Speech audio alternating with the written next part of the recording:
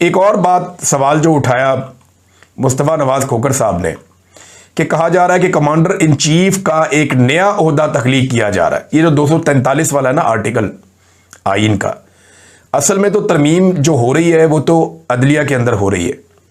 जो असल तरमीम है वो अदलिया के अंदर और आर्मी के मामलात के अंदर हो रही है। आर्टिकल 243 में और आर्टिकल 200 में, इन चीज़ों में जो असल तरमीम है वो यहाँ पे हो रही है। कुछ इनका ये है कि इलेक्शन कमीशन को तैनाती के हवाले से वज़ीर आज़म को इख्तियारात मिल जाए, अपोजिशन का कंडा निकाल दें, कोई एक दो चीज़ें और कर दें, तो अपनी हुकूमत को पक्का और मजबूत बनाने और अगला इलेक्शन चोरी करने के रास्ते ये लोग ढूंढ रहे हैं।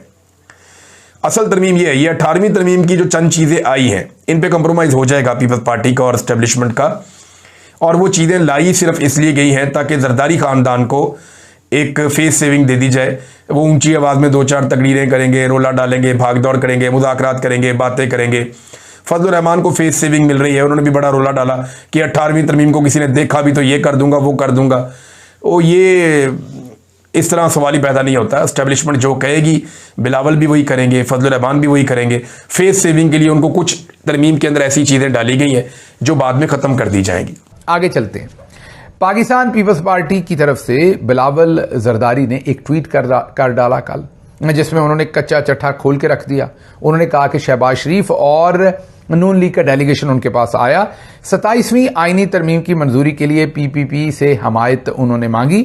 हमने अपनी मीटिंग 6 तारीख को बुलाई है सीईसी की, ताकि हम पार्टी पॉलिसी का ऐलान कर सकें। अब मांग क्या रहे हैं?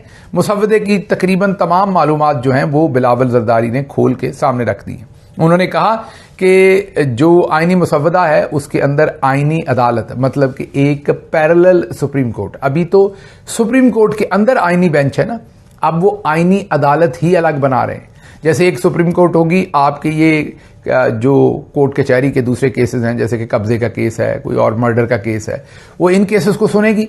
एक जो चौधरी साहब से रिलेटेड सारी बातें होंगी, मार्शाल्लाह लगाना, किसी प्राइम मिनिस्टर को चलता करना, किसी के ऊपर झूठे केसेस बनवाना, ये जो आईनी बेंच जो काम कर रहा है वो सुप्रीम कोर्ट ही अगले अपने बनाना जा रहे हैं, मतलब कि सुप्रीम कोर्ट ही अलग बनाने जा रहे हैं। ये अब बिलावल जरदारी का ट्वीट जो है वो खद्दोखाल सामने ला रहा है। जय सिया राम। उमेश जी, पाकिस्तान में 27 कॉन्स्टिट्यूशनल अमेंडमेंट जिसकी चर्चाएं काफी समय से बनी हुई थी, ये फाइनली होने जा रहा है और ये पाकिस्तान के जो डेमोक्रेसी है, ये कह सकते हैं डेमोक्रेसी तो है नहीं, बट एक फिर भी जो नाम मात्र कहने के लिए थी, वो उस डेमोक्रेसी का डेथ वारंट कह सकते हैं। देखिए, मेरे ख्याल से पाकिस्तान को अपना कॉन्स्टिट्यूशन ही जला देना चाहिए। अमेंडमेंट करने की जरूरत ही क्या है उनको? इनफैक्ट आपने जो बोला है कि जो फील्ड मार्शल है उसकी वो फोर्स को लीगलाइज कर रहे हैं, मेरे ख्याल से तो मुनीर को डिक्लेयर कर देना चाहिए कि वो खुदाए पाकिस्तान है, कि मेरे विश के आगे कुछ होने वाला नहीं है। अपने आप को इमॉर्टलाइज कर देना चाहिए कि मैं हूँ खुदा पाकिस्तान का और मेरा विश एक तरह से कमांड होने वाला है। और उसके अंदर देखिए रिडिकुलस चीजें क्या बोल रहे हैं कि पाकिस्तान के अंदर 5% ऑफ जीडीपी उनको चाहिए, और जो प्रोविंसेस को 57.5% रेवेन्यू जाता था वो कम कर रहे हैं। पाकिस्तान के अंदर जितने भी रिसोर्सेस एक्सट्रैक्शन है वो सब वो उसकी सारी जो फॉरेन पॉलिसी है या इकोनॉमिक मैटर्स है या कुछ मिलिट्री स्पेंडिंग है, सबके ऊपर उनका हक होने वाला है। जजेस के अपॉइंटमेंट भी वो देखने वाले हैं। और उन्होंने ये भी बोल दिया है कि सुप्रीम कोर्ट के जो फैसले होंगे वो हम पर मान्य नहीं है। वो ये भी बोल रहे हैं कि हम कोई भी आदेश निरस्त कर सकते हैं। प्रेसिडेंट ऑफ पाकिस्तान हम अपॉइंट करने वाले हैं। नमस्कार, अस्सलाम वालेकुम, सत श्री अकाल, जय झूलेलाल। मैं हूं जी प्रेम अटलानी और आप देख रहे हैं हालात हाजरा का प्रोग्राम। हकीकत ये है, इब्तदा में आपसे दरख्वास्त है चैनल ज़रूर सब्सक्राइब करें। दोस्तों, आज हम पाकिस्तान की बात करेंगे। पाकिस्तान के जो चीफ ऑफ आर्मी स्टाफ है general Asim Munir, so called field marshal, उसकी बात करेंगे। जब से उसकी पाकिस्तान की हिंदुस्तान से 4 दिन की जंग हुई और उसमें उन्होंने एक गलत बयानिया अपनाया कि हमने तो जंग जीती है। ये अलग बात है कि पूरी दुनिया उनकी बात से इत्तेफाक नहीं करती, लेकिन पाकिस्तानी तो बेवकूफ़ बनने के लिए हर वक्त तैयार रहते हैं।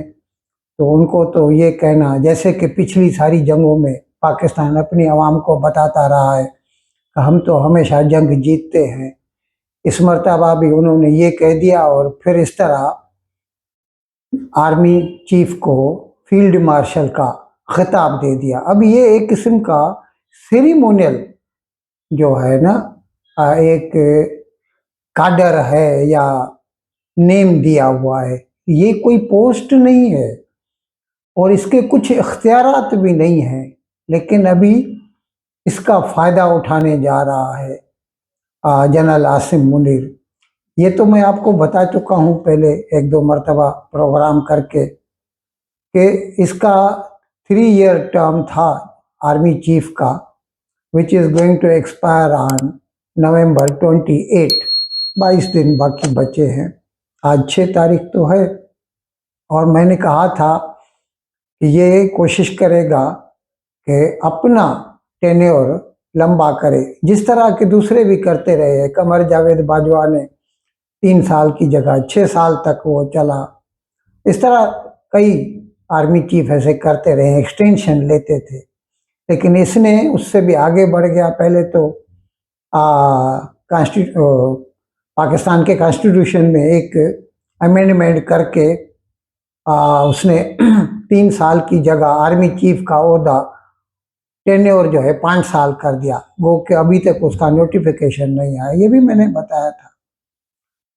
अब उसने क्या सोचा है कि मैं हमेशा के लिए पाकिस्तान का एक बादशाह जैसे बन जाऊं, और जो कि अब तक, यानी यूं समझ लीजिए कि अब तक पर्दे के पीछे, हकीकत में पर्दे के पीछे भी नहीं है, साफ साफ दिखता है, ट्रंप जैसा आदमी भी आसिम मुनीर को दावत देता है, शहबाज शरीफ को नहीं। सबको पता है कि पाकिस्तान में ताकत का सरचश्मा आर्मी चीफ होता है। तो जो थोड़ा बहुत फॉर नेम सेक एक डेमोक्रेसी थी या है, कह सकते हैं पाकिस्तान में, उसको भी ये दफनाने जा रहे हैं। और इसके लिए उन्होंने एक अमेंडमेंट, 27th अमेंडमेंट, 27वीं तरमीम पाकिस्तान के आइन में, हिंदी में कहेंगे 27वां संशोधन करने जा रहे हैं पाकिस्तान के दस्तूर में। और उसके ज़रिए कई ऐसी, एक तो कमांडर इन चीफ का ओहदा बनाने जा रहे हैं, chief of joint chief of committee जो होता है, chairman joint chief of staff committee जो सहर शमशाद मिर्ज़ा हैं अभी, उसका पोस्ट ख़त्म हो जाएगा, कमांडर इन चीफ सबके ऊपर हो जाएगा। यानी जो आर्मी चीफ होगा वो by being army chief he will be above all other parts of armed forces, navy और एयरफोर्स के भी ऊपर होगा। इसके अलावा जो कोर्ट्स में, उनके कानून में भी तरमीम करने जा रहे हैं। और उसमें अब क्या होता था कि कॉन्स्टिट्यूशन का अगर कोई क्वेश्चन सुप्रीम कोर्ट तक पहुंचता तो एक बेंच बनाई जाती थी, कॉन्स्टिट्यूशनल बेंच, जो कि उसको सुनता था और फैसले देता था। अब उसको ख़त्म कर दिया है। अब अलग से एक कॉन्स्टिट्यूशनल कोर्ट बनाई जाएगी, which will be over and above supreme court, और वो सुप्रीम जुडिशियल काउंसिल को भी रिप्लेस कर देगी और कॉन्स्टिट्यूशन बेंच को भी रिप्लेस कर देगी। सारे जो जजों के तबादले होंगे, ट्रांसफर्स होंगे, वो भी उसके इख्तियार में होंगे। तो सोचिए आप कितने जो है स्वीपिंग जो है चेंजेस लाए जा रहे हैं पाकिस्तान के कॉन्स्टिट्यूशन में। और नेशनल फिनेंस कमीशन अभी एक है जो कि जिसके तहत सूबों को 57.5% जो है टोटल जो कमाई होती है मुल्क की, उसका मिलता है, ताकि वो अपना काम, अभी देखिए उसमें क्या होता है, हकीकत में तो ज़्यादा मिलना चाहिए। इस वक्त सिंध सूबा जो है वो पाकिस्तान में टोटल जो रिसोर्सेज हैं उसके 65% कंट्रीब्यूट करता है। टैक्सेस में ले लीजिए, crude oil, gas reserves, gas extraction, हर लिहाज से, एग्रीकल्चर में तो टैक्स तो मैं बता चुका हूँ, या फिर अभी नेचुरल रिसोर्सेज में बलूचिस्तान भी बहुत कंट्रीब्यूट करता है। लेकिन आपको तो इल्म है कि फौज में ज़्यादा पाकिस्तानी पंजाबी हैं, तो वो नहीं चाहते कि जो थोड़ा बहुत वो इस वक्त ये छोटे सूबों को देते हैं, सिंध को या बलूचिस्तान, उतना भी उन्हें देना चाहते हैं। इसीलिए वो नेशनल फाइनेंस कमीशन को ख़त्म कर देंगे। ये सारे पावर्स सेंटर के पास चले जाएंगे और सेंटर फैसला करेगा कि खैरात के तौर पर वो कितना जो है सूबों को खैरात में दें, दान करें उन्हें। और इसके लिए अभी देखिए पाकिस्तान के जो पॉलिटिशियंस हैं वो तो स्पाइनलेस हैं, उनमें तो सेल्फ रिस्पेक्ट की कोई बात है ही नहीं। अभी आपने देखा था जब फील्ड मार्शल का वो उसे खिताब दे रहे थे तो किस तरह शहबाज शरीफ और आसिफ जरदारी सर झुकाए खड़े थे, जबकि वो दे रहे थे आसिम मुनीर को वो अवार्ड। लेकिन उस वक्त लगता है ऐसा रहा था जैसे कि वो मेहरबानी कर रहा है आसिम मुनीर। तो अभी बिलावल भुट्टो ने तो कहा है, आज उनकी मीटिंग है पीपल्स पार्टी की, और पीपल्स पार्टी को वैसे भी कोई मैंडेट तो है नहीं। अब वो नून लीग के साथ मिलकर जो है ये कहते हैं कि आज हम ये फैसला करेंगे और ये हो जाएगा। क्योंकि पाकिस्तान में जो मैंने अर्ज़ किया ना, ये जो पॉलिटिकल पार्टीज़ हैं ना, उनको सेल्फ रेस्पेक्ट, खुददारी की तो एक रत्ती भर भी परवाह नहीं है। उनको थोड़ा बहुत, जैसे वो कुत्ते को हड्डी दी जाती है गोश्त खा के और बाकी हड्डी दी जाती है, तो उनको हड्डी भी मिल जाए वो उसमें खुश हैं। तो अभी लगता ऐसा है कि ये 27th अमेंडमेंट पास हो जाएगी और फिर जो है जनरल आसिम मुनीर पाकिस्तान का मुतलक्किल अनान बादशाह बन जाएगा। ये आर्टिकल 243 है क्या? ये फौज से मुताल्लिक आइन के अंदर पूरा एक हिस्सा है। अब कहा जा रहा है कि कमांडर इन चीफ का एक नया ओहदा तख्लीक किया जा रहा है, जो ज्वाइंट चीफ ऑफ स्टाफ का ओहदा खत्म किया जा रहा है। आइन के साथ जो सुप्रीम कमांडर सदर पाकिस्तान को हासिल है उसके साथ भी छेड़छाड़ की जाएगी। इसके बाद आइन सिविलियन इदारों को एस्टेब्लिशमेंट के मातहत कर देगा। आइन के तहत जो सिविलियन इदारे हैं वो एस्टेब्लिशमेंट के मातहत हो जाएंगे, यानी आर्मी चीफ को एक नया ओहदा मिल जाएगा, ज़्यादा मजबूत हो जाएंगे। कुछ जो इस्लामाबाद में दोस्त हैं वो ये बता रहे हैं कि आसिम मुनीर साहब को इमरान खान साहब से बहुत खौफ है और उन्हें इस बात का आइडिया है कि इन 3 सालों में जिन चीज़ों को वो ठीक करना चाहते थे वो नहीं हुई। पब्लिक के अंदर परसेप्शन ठीक करने की उन्होंने बड़ी कोशिश की, इंडिया के तैयारे भी गिर गए, फिर भी 1-2 महीने से ज़्यादा वो काम चला नहीं। वो कहते हैं कि एक अदालत तो अलग बनेगी, ट्रांसफ़र जो जजेस हैं उनको ट्रांसफ़र किया जा सकेगा और उनकी मर्जी के बगैर भी ट्रांसफ़र किया जा सकेगा। आर्टिकल 200 में तब्दीली करनी, जैसे जस्टिस बाबर सत्तार, उन्होंने नाक में दम किया हुआ है जस्टिस सरफराज डोगर और आईएसआई के बहुत सारे लोगों के, जैसे हाफिज को, वो जो पीटीए के चेयरमैन हैं, उन्हें रंगे हाथों जस्टिस बाबर सत्तार ने कई बार पकड़ा था। अब ऐसी सूरत हाल में जब जस्टिस बाबर सत्तार जैसी शख्सियत इस्लामाबाद में केसेस आते हैं और वो उनके सामने लग जाते हैं और वक्ता पड़ जाता है एक हाफिज को और आईएसआई को इन जनरल, तो उनसे जान छुड़वाने के लिए अब ये फैसला किया गया है कि ऐसे जजेस को ही वहां से दूर फेंक दो, उनकी ज़बरदस्ती ट्रांसफ़र कर दो। अच्छा जी, आगे चलते हैं ज़रा। ये तो हो गया। जजेस की उम्र 68 या 70 साल करने की तैयारी। पहले तो 70 साल की खबर आई थी, अब मोहम्मद मालिक कहते हैं कि 68 साल की उम्र जो है वो करनी है और इसी महीने के अंदर करनी है। इस महीने में इसलिए करनी है कि जो अमीनुद्दीन है, हाजी अमीनुद्दीन, जिन्होंने सारा गंदा काम करके दिया है चौधरी साहब को आईनी बेंच के अंदर, जो उसके सरबराह हैं, उनकी रिटायरमेंट आ रही है इस नवंबर के एंड तक। तो उनकी रिटायरमेंट से पहले ये नया कानून और नई तरमीम लानी है।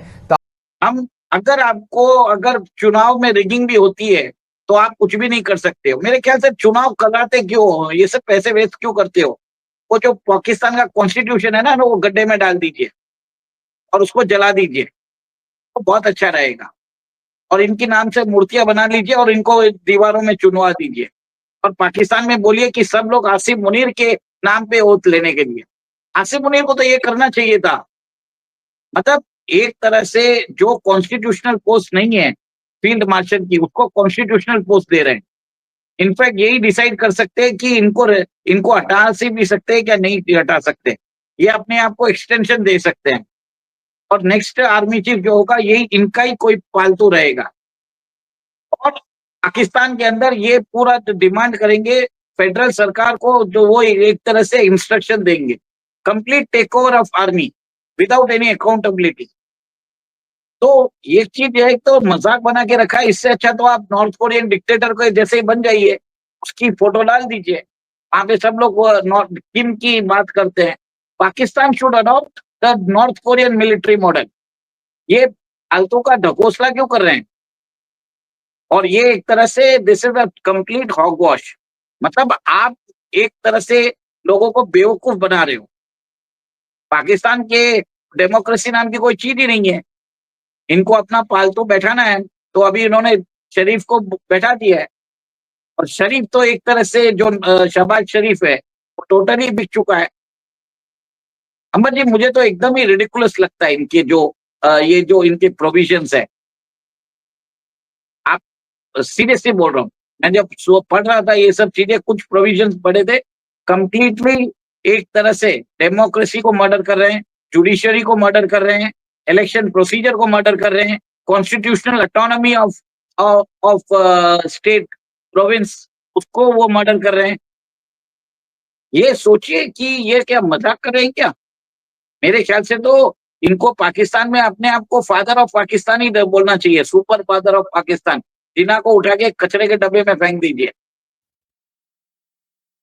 इन अल्फाज के साथ आज का प्रोग्राम ख़त्म करने की आपसे इजाज़त चाहता हूँ, लेकिन विदाई लेने से पहले एक मरतबा फिर आपसे मेरी दरख्वास्त है कि जिस किसी साहब या साहिबा ने अब तक हमारे इस चैनल को सब्सक्राइब नहीं किया, अज़रा करम इसको जल्द से जल्द सब्सक्राइब करें, प्रोग्राम को लाइक करें, शेयर करें और घंटी का बटन दबाना न भूलें। बहुत बहुत शुक्रिया।